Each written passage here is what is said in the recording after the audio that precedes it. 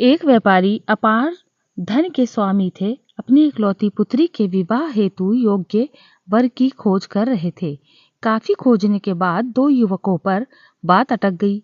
एक युवक अत्यंत रूपवान था, जिससे हर लड़की विवाह करना चाहती थी। व्यापारी की बेटी को भी वो सही लग रहा था। दूसरा युवक देखने में साधारण था, पर अत्यंत योग्य था। वो युवक व्यापारी को बहुत पसंद आ गया। इसी मुद्दे पर पिता और बेटी में असहमति हो गई। व्यापारी परेशान थे कि बेटी को किस तरह बात समझाई जाए। व्यापारी एक संत महाराज को मानते थे। संयोग से वो पधारे हुए थे और शहर के बाहर आश्रम में ठहरे हुए थे। व्यापारी बेटी समेत उनके पास गए और सारी बात बताई। संत ने कहा कि तुम्हारी समस्या का समाधान मैं कल करूंगा। कल तुम दोपहर में कन्या समेत मेरे पास आना। कल तुम्हें दो काम करने होंगे। शहर की सीमा समाप्त होते ही वाहन छोड़ देना और बेटी समेत पैदल आना। दूसरी बात सुन, रास्ते में पीने के लिए पानी सोने की रत्न जड़ित सुराही में लाना। दूसरे दिन व्यापारी अपनी बेटी के साथ पैदल चल पड़े।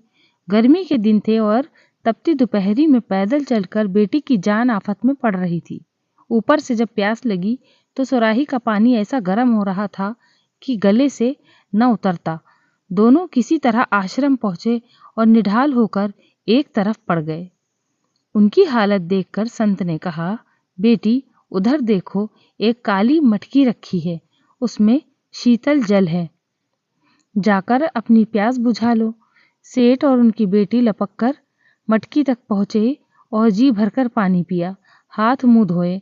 अब संत ने हंसते हुए कहा, देखा बेटी, सोने की सुराही कितनी सुंदर थी, पर जान में जान आई इस काली मटकी के जल से ही। यही अंतर है रूप और गुण में। जीवन यात्रा बड़ी लंबी है, रूप की आयु बहुत कम है। आयु के साथ रूप घटता जाता है, पर गुण बढ़ते जाते हैं। जीवन पथ पर कभी भी कष्टों का किसी भी रूप में सामना हो सकता है।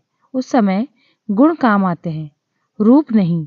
अब व्यापारी की बेटी बात को अच्छे तरीके से समझ चुकी थी। तो मोरल ऑफ द स्टोरी, जीवन के रूप के महत्व को कम नहीं आंका जा सकता, पर वही सब कुछ नहीं होता।